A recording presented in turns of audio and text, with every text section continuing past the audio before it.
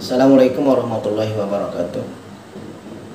Sering kita dengar di media sosial atau bahkan juga di media mainstream ya, bahwa ada di antara rumah sakit itu yang mengcovidkan pasien.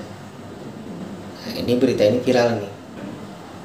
Nah, lalu kita lihat sekarang, apakah memang ada peluang bagi sebuah rumah sakit untuk melakukan hal yang seperti itu? Jadi semenjak masa pandemi tahun 2020 kemarin, rumah sakit sudah harus memperbaiki protokolnya ketika menerima pasien. Kenapa? Karena diketahui bahwa SARS-CoV-2, virus yang merupakan penyebab COVID-19 ini, itu penularannya cepat. Dan penularannya itu bisa terjadi pada pasien-pasien tanpa ada gejala fisik. Artinya masih dalam masa inkubasi, dia sudah menular kepada yang lain. Nah, kalau tidak dilakukan pemeriksaan yang benar dan tidak ada perlindungan yang maksimal dari tenaga kesehatan, itu akan punya resiko. Itu ada screening pertama dulu. Jadi ada screening pasien ya di UGD maupun juga di poliklinik yang merupakan tempat pengumuman pasien. Jadi pasien-pasien yang datang itu dilakukan screening, dilakukan pemeriksaan, dilakukan anamnesa, namanya wawancara. Itu dia ditanya, dia berasal dari mana, apakah dia pernah ke daerah yang terkonfirmasi, apakah dia pernah dikontak dengan orang-orang yang menderita COVID. Nah, dari hasil wawancara ini kemudian dilakukanlah pemeriksaan, foto ronsen, kemudian juga pemeriksaan laboratorium.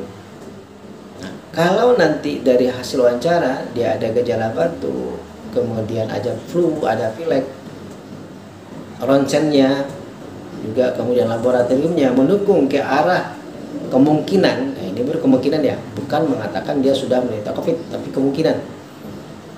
Kalau dia sudah merupakan kemungkinan menderita COVID, maka dia akan masuk ke yellow zone namanya.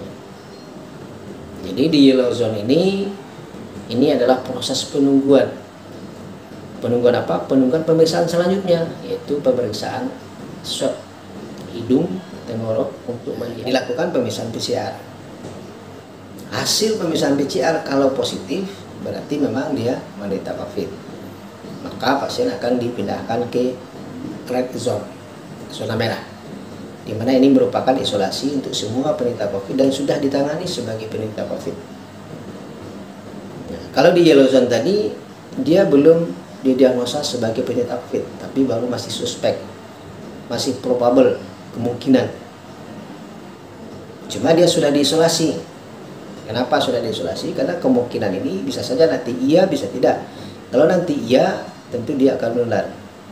Nah, maka penanganannya sudah diisolasi dan petugas yang menghadapinya itu sudah punya APD yang lengkap. Nah, jadi proses petugas menghadapi pasien di yellow dengan yang di red itu sama. Mereka sudah punya APD yang lengkap. Andai kata nanti pasien di yellow zone ini ternyata PCR-nya negatif, maka dia akan dipindahkan ke green, tempat rawat biasa. Nah, kalau dari awalnya ketika dia di screening itu sudah menunjukkan tidak ada tanda-tanda ke arah COVID, dia langsung dirawat ke green zone. Jadi dia bukan dirawat sebagai pasien COVID. Kenapa banyak orang takut ke rumah sakit? Nah, disinilah barangkali mungkin disinformasinya. Orang takut ke rumah sakit nanti di-COVID-kan. Sebenarnya tidak ada peluang bagi rumah sakit untuk mengatakan seseorang itu pasien COVID kalau tidak didukung dengan data-data tadi. Ada data dari hasil wawancaranya, ada data laboratorium, ada data ronsen, dan kemudian ada data PCR, data yang lain. Nah, data ini penting karena untuk penagihan nanti ke Depkes yang akan membayar, karena ini semuanya ditanggung oleh Depkes biayanya, itu harus punya data yang lengkap, data yang akurat, lembaran-lembaran data yang memang bisa dipertanggungjawabkan rumah sakit. Jadi tidak sembarangan, tidak bisa dikatakan begitu pasien masuk ke UGD langsung divonis, oh ini pasien COVID. Tidak bisa didiagnosa seperti itu.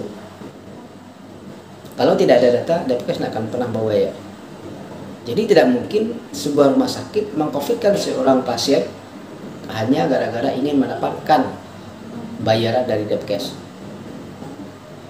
Nah, karena untuk penagihan ke Depkes itu juga punya prosedur yang rumit, karena harus dulu diverifikasi. Nah, siapa verifikasi? Verifikasinya oleh BPJS. Nah, BPJS yang memverifikasi akan meminta mana data-data pendukungnya. Kalau memang dia COVID, kalau tidak ada data pendukungnya tidak akan diajukan. Nah, jadi kepada masyarakat jangan takut ke rumah sakit kalau memang kita sakit. Kenapa? Karena memang rumah sakit disediakan untuk mengobati orang-orang sakit. Dan jangan takut di-covidkan oleh rumah sakit, karena rumah sakit tidak akan pernah bisa meng-covidkan seorang pasiennya kalau memang itu tidak punya data yang akurat, data yang lengkap untuk menyatakan seorang pasien COVID atau tidak.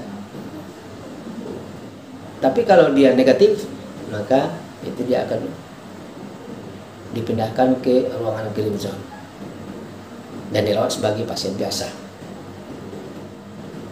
Jadi kemungkinan bagi rumah sakit untuk meng-covidkan seorang pasien itu sangat kecil dan sangat tidak mungkin. Hanya mungkin. Terima kasih. Assalamualaikum warahmatullahi wabarakatuh.